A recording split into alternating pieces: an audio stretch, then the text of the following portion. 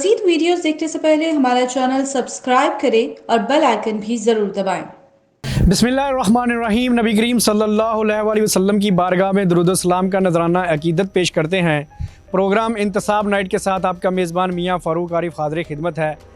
Nadreen, यकीनन आज आप हमें देख कर हैरान होंगे कि हम आज स्टूडियो से बाहर मौजूद हैं। जी हाँ, बिल्कुल, आज हम पहुँचे हैं DC कॉलोनी में, जहाँ पर 12 मार्च 2023 को इंतखाबात होने जा रहे हैं और 5736 वोटर्स की तादाद बताई जाती है इलेक्शन कमीशन की जानिब से, जबकि यहाँ पर 4 ग्रुप तारीख में पहली मरतबा मद्दे मुकाबला हैं, जिनमें सर फहरिस्त है फाउंडर ग्रुप, इसके साथ यूनिटी ग्रुप, इसके साथ अदल ग्रुप और इसके साथ पासबान ग्रुप। ये चारों ग्रुप जो हैं वो मद्दे मुकाबला है और इंतहाई कांटेदार मुकाबला इस वक्त मुतवक्को है। और इस वक्त DC कॉलोनी की तारीख में पहली मरतबा इंतहाई कांटेदार जो है वो कैंपेन लॉन्च की गई है। डोर टू डोर कैंपेन की जा रही है। वोटर्स को राम करने के लिए बड़े बड़े खानों का भी अहतमाम किया जा रहा है, जबकि उनके दोस्त अहबाब रिश्तेदार अजीज़ व अकरबा को भी इसमें शामिल किया जा रहा है, उनकी भी मदद ली जा रही है। और इसके साथ बड़ी अहम तरीन बात है कि चैम्बर ऑफ कॉमर्स, अंजुमन ताजरान,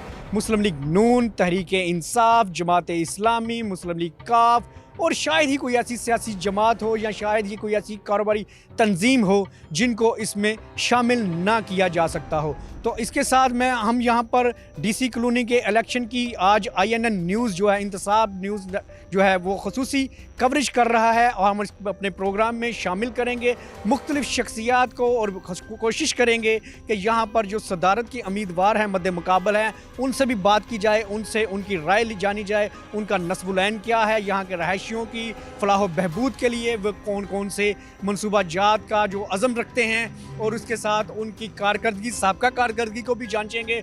और साथ साथ हम यहाँ पर कोशिश करेंगे कि यहाँ पर जो रहायशी हैं उनसे भी बात की जाए, उनके क्या मसाइल हैं, साबका रजीम ने उनके मसाइल किस हद तक हल किए हैं और मौजूदा रजीम से वो क्या तवक्कुआत जो मुंतखब होगी उससे उनकी क्या तवक्कुआत वाबस्ता हैं। और इसके साथ साथ यहाँ पर ये भी हम आपको बताएंगे कि यहाँ पर जोड़ तोड़ क्या होने जा रहा है, कौन कौन से ग्रुप्स, कौन कौन सी बरादरियाँ, कौन कौन सी शख्सियात जो हैं वो कौन कौन से ग्रुप्स के साथ उनकी सपोर्ट कर रहे हैं। तो आइए हम चलते हैं। सबसे पहले हम यहाँ पर पहुँचे हैं यूनिटी ग्रुप में, यूनिटी ग्रुप के कैंप ऑफिस में, उनसे गुफ्तगू करेंगे, तो हमारे साथ रहिएगा।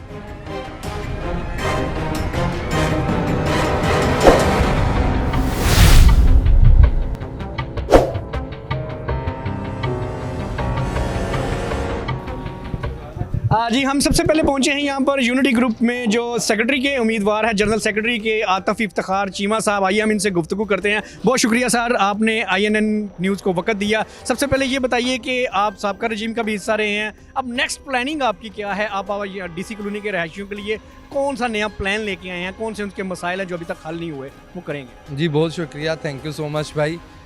इंशाल्लाह ताला अल्लाह के फजलो करम से लास्ट रजीम में हमने 3 साल गुजारे हैं और अल्लाह ने हर महाज पे अल्लाह ताला ने अपना करम और मेहरबानी की। लास्ट जो हमारा क्वार्टर था रजीम का 3 साल का, उसमें हमारे तमाम पेंडिंग जो मसाइल थे उनका तकरीबन हल हो गया। जो लिटिगेशन थी, जिस तरीके से एक्सटेंशन 3 की जो है बेल्टिंग से लेके उसकी मंजूरी GDS से लेके उसके तमाम तर मसाइल थे, उनको अल्लाह ताला ने बखूबी जो है उसका एंड बहुत अच्छा हुआ और वो सब मेंबर्स का जो है वो अलॉटमेंट की इजाज़त होगी। इसी तरीके से हमारा जो है इधर 2 सेक्टर मार्केट के नक्शे अप्रूव होने वाले बकिया रहते थे, उसमें सवा मार्केट और मेहरान मार्केट वो नक्शे भी अप्रूव्ड हो गए। इसी तरीके से एक्सटेंशन 3 की डेवलपमेंट वर्क का टेंडर हो गया और वो काम शुरू हो गया। एंड थर्डली जो है अल्लाह के फजलो करम से हमारा जो इधर एक दरीना इशू था राना मोहम्मद हुसैन राना मोहम्मद ख़ान की ज़मीन का, तकरीबन 16 एकड़ ज़मीन थी सोसाइटी के, 2007 की अलॉटमेंट हुई थी। अल्लाह ने उसको भी कब्ज़े को वागुजार कराने में हमारा जो है वो हमारे पे करम किया और वो भी काम कंप्लीट हो गया। और बेशुमार ऐसे काम हैं, जिस तरह पेट्रोल पंप है तो पेट्रोल पंप भी अपने आखिरी मराहिल में है। तो ये प्रीवियस रजीम में जो हमने कामयाबियाँ हासिल की। अच्छा आतिफ भाई, माजी में देखा गया है कि बड़ी सारी रिट पिटिशंस दायर हुई, स्टे ऑर्डर्स लिए गए और आप पर मादरत के साथ करप्शन के भी इल्ज़ामात लगे, तो उस हवाले से आप क्या कहेंगे? जी मैं यही कहूँगा कि जो लोग कुछ नहीं कर सकते वो बस इल्ज़ाम तराशी तो कर सकते हैं, तो ये एक ऐसा सिस्टम है जिसके अंदर आप किसी की ज़बान रोक नहीं सकते। मैं तो एक इतना सा एक जो है सोसाइटी में सेक्रेटरी की पोजीशन के ऊपर रहा। कोई एक सियासतदान, कोई एक पॉलिटिकल बंदा आप बता दें जिसके ऊपर इल्ज़ाम तराशी ना हुई हो, कोई भी ऐसा पाकिस्तान की हिस्ट्री में, मुझे ज़रूर बताइएगा। सेकेंडली, जो लोग इल्ज़ाम तराशी कर रहे हैं और इल्ज़ाम लगा रहे हैं, वो लोग अपना बताएं कि चलो जब मुझे रजीम का चार्ज मिला तो 17 करोड़ रुपया था मेरे अकाउंट में था। मैं तो एक ही सवाल लोगों से पूछता हूँ कि 17 करोड़ था और मैंने तो 15 करोड़ रुपया दे के, आपको पता है GDA के सरकारी फ़ीस दे के, तो मैंने तो नक्शा अप्रूव करा के सोसाइटी के अकाउंट्स में पैसे आने का एक रास्ता हमवार कर दिया, अलॉटमेंट कर दी और अब पेमेंट आना शुरू हो गई है।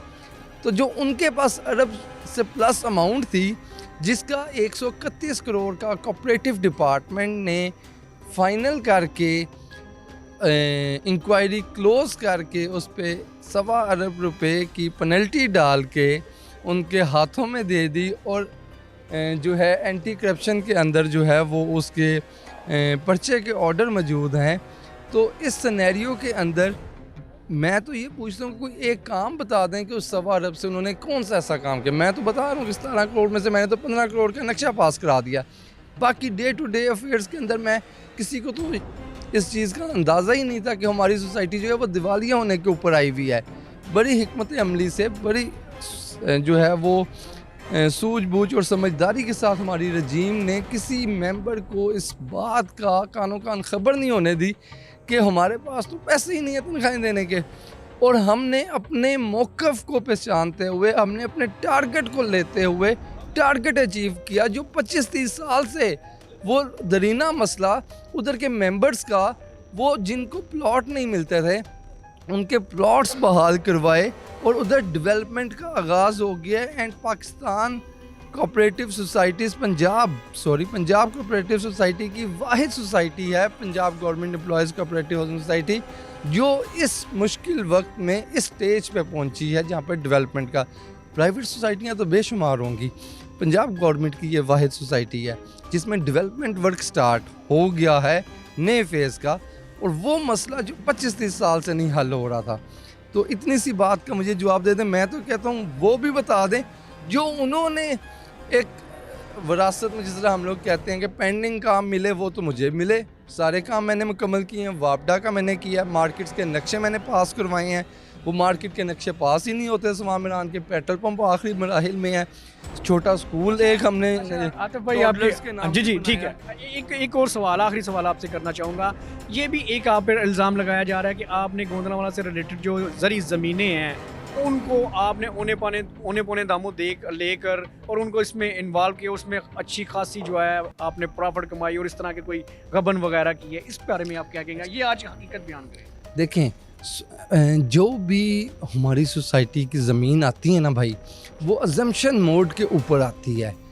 1 रुपया दिए बगैर ज़मीन हम लेते हैं सोसाइटी की, और वो ज़मीन लेते हैं जो कि हमारी सोसाइटी के लिए, जिसके ऊपर सोसाइटी बन सके।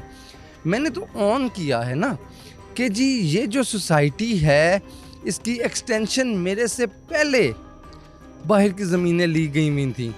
अब हम लोगों ने जो ज़मीन ली उसको पैचेस को, एक तो पहले हमने RCS ऑफिस के ऑर्डर के ऊपर ली कि जो नक्शा अप्रूव्ड है और जो ज़मीनें हमारे नक्शे से बाहर मेरे से पहले की मौजूद हैं उसके सराउंडिंग के जो एरियाज़ हैं क्या मैं उधर ले सकता हूँ। ठीक है, इसका ऑर्डर मौजूद है RCS ऑफिस का कि आप अपने सराउंडिंग और एडजॉइनिंग एरियाज़ की ज़मीन ले सकते हैं, अजम्पशन मोड के ऊपर ले सकते हैं। अब वो मौज़ा एक था, चंद एकड़ जो हैं उसी मौज़े के थोड़ा सा दूर थे। हम पॉलिटिकल बंदे हैं, हम कोई प्रोफेशनल नहीं हैं। मैंने फिर भी ऑन किया है कि वो जो ज़मीन जो चंद एकड़ दूर है, हम उन मेंबर्स को अंदर जो है उसकी जो है अंदर ट्रांसफ़र का तरीक़ेकार बनाएंगे। और मौज़ा एक था जिसकी वजह से चंद एकड़ दूर हो गए, किसी से भी मतलब हो सकते हैं, लेकिन उस चीज़ से हम जो है किसी सूरत भी हम वो चीज़ को डिनाई नहीं करते हैं। इंशाल्लाह ताला उन मेंबर्स के हक भी रिवाइज मैप के अंदर आएंगे। मैंने एजीएम की अप्रूवल ली है और एजीएम की अप्रूवल के अंदर वे आउट दिया है कि ये जो चीज़ है इसको इंशाल्लाह ताला हम कवर करके देंगे इंशाल्लाह ताला।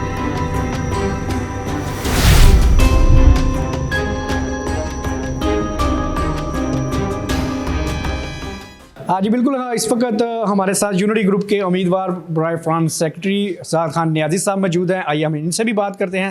नियाजी साहब कैसे हैं आप? ठीक ठाक हैं? जी बिल्कुल ठीक ठाक। बहुत शुक्रिया आपने INN न्यूज़ को वक्त दिया। सर ये बताइएगा कि आप इलेक्शन कंटेस्ट करने जा रहे हैं, 12 मार्च को पोलिंग है, तो क्या अज़म है आपका, क्या आपका नस्बुल आइन है, क्या आपके इरादे हैं सोसाइटी की फलाह बहबूद के लिए?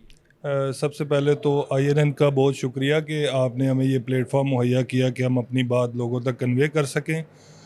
जी इलेक्शन कॉन्टेस्ट करने का बेसिक तो मकसद ये है कि एक न्यू यूथ जो है वो इंटर हो इसके अंदर, और जो तामीर नो है, जो न्यू वर्जन है, जो यंग जनरेशन की सोच है, उसको हम जो है ना वो डिलीवर कर सकें सोसाइटी को। इस सोसाइटी को अपग्रेड करने के लिए हम अपनी खिदमात जो है ना पुट कर सकें, ये बेस है हमारे इलेक्शन लड़ने की। अच्छा नियाजी साहब, आप क्या समझते हैं कि सोसाइटी के ऐसे कौन से मसाइल हैं जो हल तलब हैं? बेसिक तो सोसाइटी के जो है ना वो कॉमन मसाइल हैं, वो आप जिससे भी बात करेंगे तो वो उन्हीं को एड्रेस करेंगे।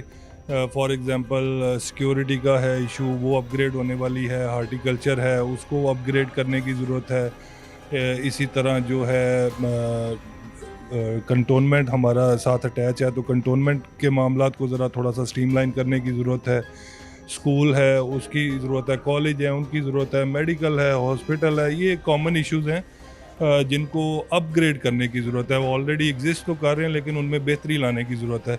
लेकिन मैं जो है इन चीज़ों के साथ साथ जो है जो मेम्बरान्स हैं उनको मैं चाहूँगा, जब अगर अल्लाह पाक ने इज़्ज़त दी, इक़्तिदार में आए, तो हम इंशाअल्लाह ताला तमाम इनकी जो पेमेंट्स करने का शेड्यूल है उसको डिजिटल करेंगे। जैसे सारी दुनिया कन्वर्ट हो रही है तो इंशाअल्लाह ताला उनको डोर स्टेप के ऊपर ये सहूलत मुयस्सर होगी कि उनको ऑफिसेज़ में आने की ज़रूरत नहीं है, बैंक्स में जाने की ज़रूरत नहीं है, कोई ऐप मुतारिफ़ करवाई जाएगी। इसी तरह जो कंटोनमेंट से रिलेटेड मामलात हैं कि हम जब भी कोई चीज़ सेल परचेज़ करते हैं या टैक्स पे करते हैं तो हमें कंटोनमेंट जाना पड़ता है, जो कि कैंट के अंदर है, और उसकी सिक्योरिटी को क्लियर करने के लिए काफ़ी मुश्किलात होती हैं।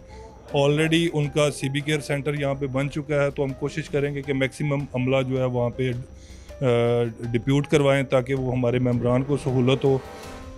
तो वो ये एक रूटीन के हैं। सर आपने सिक्योरिटी की बात की है, बड़ा अच्छा इशू रेज़ किया है आपने। कुछ हालिया दिनों में एक बड़ी वारदात भी यहाँ पर हुई है, तो सिक्योरिटी लैब्स का यहाँ पर बहुत बड़ा मसला है।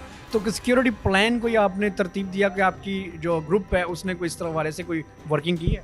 फ़र्स्ट ऑफ ऑल तो जी सिक्योरिटी लैब्स तो नहीं है। दुनिया में जो बड़े अपडेट कंट्रीज़ हैं वहाँ पे भी इस तरह की वारदात हो जाती हैं, मामलात हो जाते हैं। बेसिकली जुर्म तो आप उस लिहाज से आप नहीं कह सकते, वो तो पूरी दुनिया में होते हैं, लेकिन वो ट्रेस हो चुकी है, जैसा कि आप लोगों को हमसे ज़्यादा मालूम होगा। वारदात या क्रिमिनल एक्टिविटीज़ तो पूरी दुनिया में होती रहती हैं, तो ये हमारी इस सिक्योरिटी का मुंह बोलता सबूत है कि वो ट्रेस हो चुकी है। तो इसको मज़ीद बेहतर करने की ज़रूरत है। तो ये बेसिकली बात है कि वो आप उन चीज़ों को जो है ना वो रोक नहीं सकते। अगर किसी ने इरादा किया हुआ है तो उस इरादे को तो जब वो अमलन करेगा तो आप उसको कैप्चर करके रोक सकते हैं ना। तो वो अल्हम्दुलिल्लाह ट्रेस हो चुकी है। तो आने वाले कुछ दिनों में आपको पता है हमारे मुल्क की लॉ एंड ऑर्डर जो सिचुएशन है उसका ज़रा प्रोसेस थोड़ा सा लेंथी है, तो अल्हम्दुलिल्लाह वो रिकवर हो चुकी है। हमने तमाम तर हकायक, तमाम तर बातें, तमाम तर चीज़ें DC कॉलोनी के रहायशियों के सामने रख दी हैं। अब इस बात का फ़ैसला उन्होंने 12 मार्च को होने वाले पोलिंग डे पर करना है। आखिर में मैं बस इतना ही कहूँगा कि हमारे चैनल INN को सब्सक्राइब कीजिए, फॉलो कीजिए और अपनी बेहतरीन आरा से हमें नवाजते रहिए। हम देखते रहिए INN न्यूज़। इजाज़त दीजिए। अल्लाह हाफिज़।